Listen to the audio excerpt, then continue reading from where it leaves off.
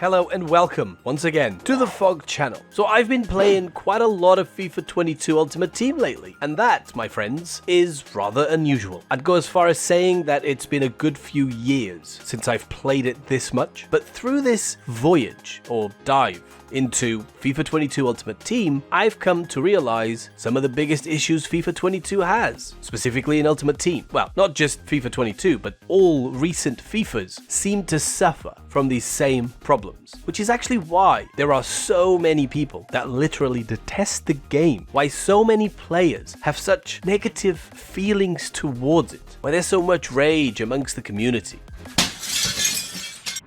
Now, the most destructive core issue at play is that the FIFA Ultimate Team gameplay has a tremendous lack of depth. The game is basically stuck in a loop. What I mean by that is once you play through the first 9 or 10 hours of the game, you'll quickly come to realize that you're constantly playing the same exact gameplay over and over and over. And to expand on that, basically every game consists of the same exact mechanical plays. Every goal starts to look and feel the same. Every run, every pass, every tackle, the way you defend, the way you attack. The fact that if you're winning by 1 or 2 goals towards the end of the match, the AI will almost every time put more pressure on you and your team, regardless of their level. And all you end up doing is defend and in turn counterattack. As I said, it feels like an endless loop. The player animations are so limited that it ends up becoming repetitive to the point that it just starts to feel frustrating rather than fun, especially in Ultimate Team. I've literally been playing squad battles and division rivals. I started in Division 10, as you do, and I qualified for the FUT Champions thing with only 1 loss and 1 draw.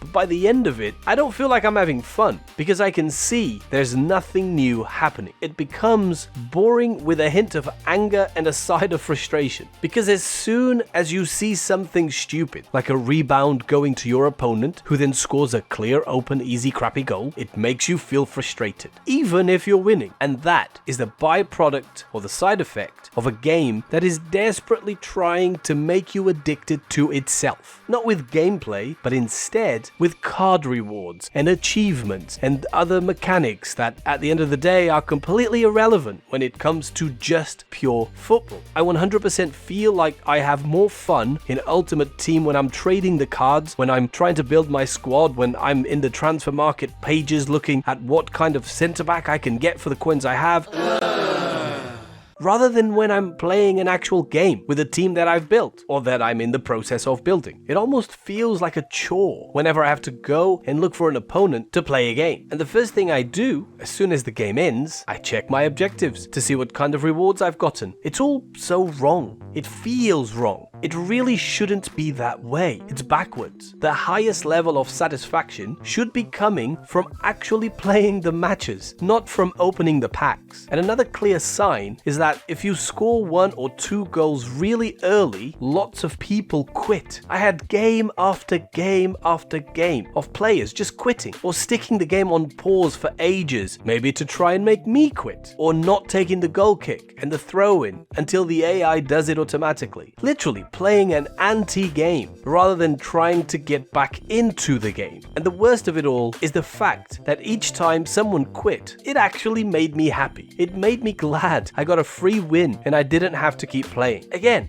that is not how you're supposed to feel when you play a video game. You're supposed to be enjoying yourself. This formula is very, very unhealthy. Well, for us it's unhealthy, for EA it's not, because, they make a lot of money, a lot of ka-ching out of it.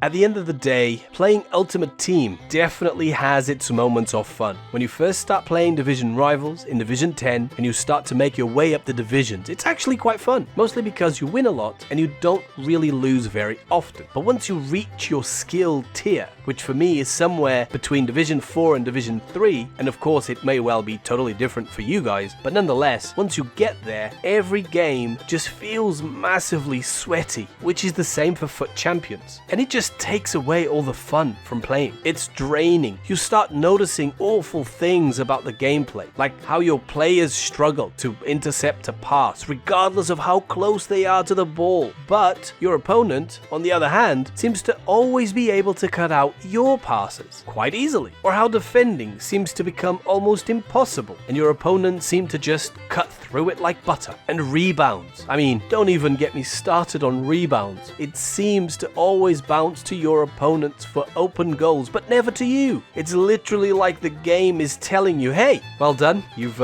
finally reached your skill level, so now you're gonna have to lose all your games, and you either get better quickly, or you're gonna get so frustrated that you're gonna quit.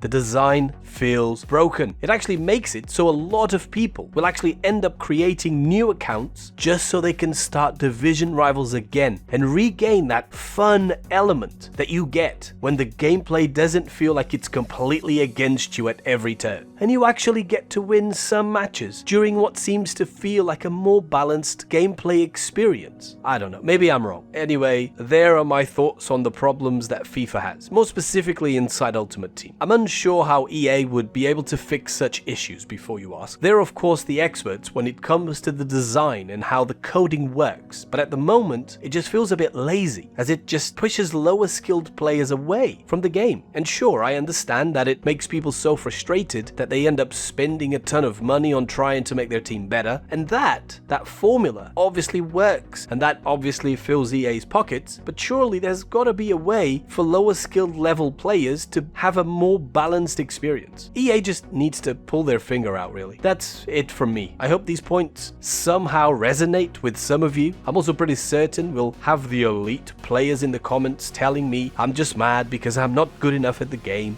Those comments always make me laugh, how narrow-minded these people are. But in any case, let us know your thoughts in the comments below. Thank you very much for watching. Goodbye.